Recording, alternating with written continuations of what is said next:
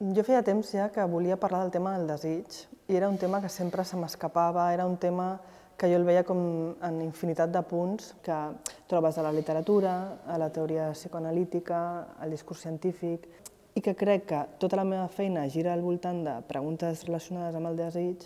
És la primera vegada que crec que m'hi he pogut acostar una mica més frontalment.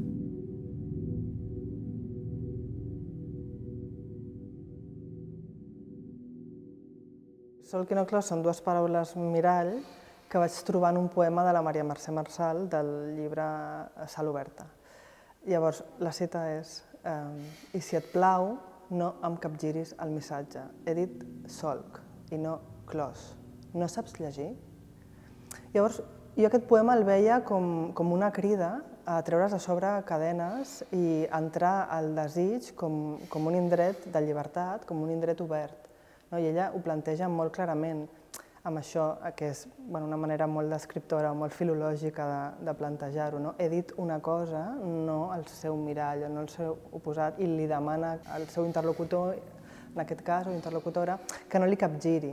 És a dir, que quedi clar el que ella vol dir, que no vol dir un no al desig, o sigui, no vol dir tancar-se a alguna cosa, és al revés, vol dir obrir-se. I a més, la paraula solc és una paraula que té moltes implicacions del tema, per exemple, de la pell, de les arrugues, coses que per mi tenen una significació, tenen un poder, tenen una vibració que sempre m'ha fascinat en la gent més gran o amb els nens també, i trobava en això una cosa de com poder dir el tema del desig d'una forma que semblava molt descontextualitzada, però que en el fons era molt posar-ho en el cos d'una forma molt, molt directa.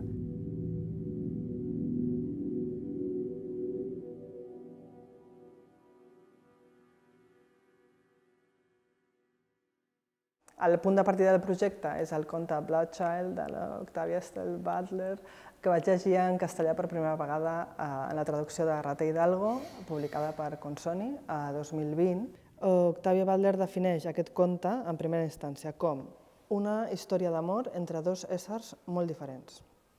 Hi ha una escena en concret, que és un acte d'intimitat molt ambivalent, entre aquests dos éssers diferents, que em va colpir molt com ella era capaç de descriure'l desdibuixant les formes i creant una atmosfera molt estranya que desfeia la representació, de fet, que et feia mirar com a través d'una boira on els sentits estaven a ple rendiment, però realment les coordenades eren completament desconegudes i apareixia una superfície que batega, un espai obert sense límits reconeixibles, sense cap taxonomia aplicable, d'haver de ser o d'encabir-se a la força dintre d'unes categories determinades. Aquesta visió utòpica tan important perquè et planteja sortir de sistemes d'opressió, et planteja noves formes de vida en altres indrets indefinits, futurs o passats, o tot junt, era un punt, no sé, per mi molt valuós per tirar del fil, per parlar d'això que deia, que se m'escapava completament. Que quan parlem de desig parlem de la màxima expressió d'estar dins la vida, de ser aquesta vida, que tantes vegades es fa un tema no tan fàcil de gestionar, que a tantes persones els és negada perquè et cauen bombes a sobre, per exemple, i que de fet ens connecta, jo crec, amb l'utopia, amb trencar sistemes d'opressió, que crec que és del que parla Octavia Butler, del que parla també Maria Mercè Marçal, del que parla en Carson, i aquest desig crec que segueix vivint dins d'un llibre, dins d'unes roques, d'un full de paper o dins dels solcs de la pell.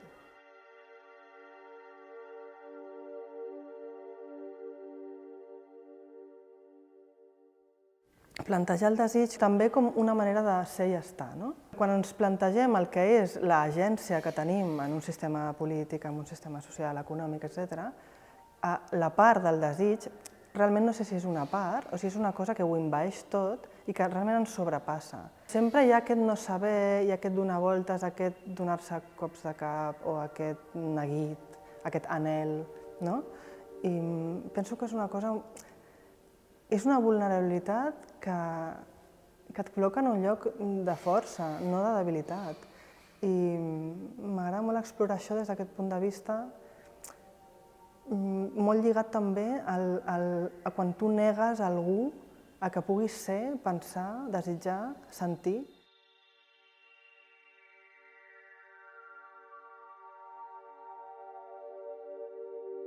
Si no et pares a pensar coses que et sobrepassen i que realment mai no podràs gestionar, mai no podràs domar, mai no podràs posseir, no?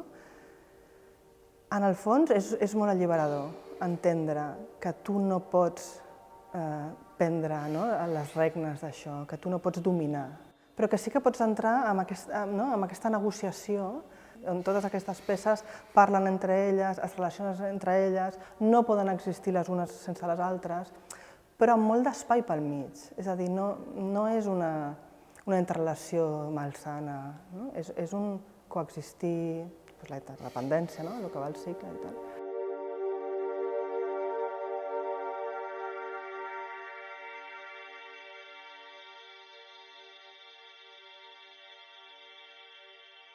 He transitat camins que no coneixia bé.